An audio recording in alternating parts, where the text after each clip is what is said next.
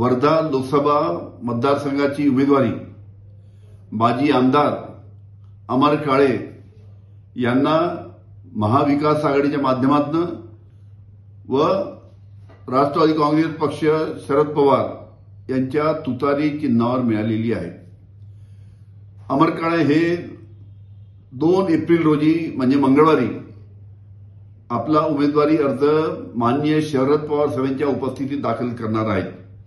माननीय शरद पवार साहेब अमर काळे यांना आशीर्वाद देण्यासाठी 2 एप्रिल रोजी वर्धा येथे 11 वाजता येणार आहेत।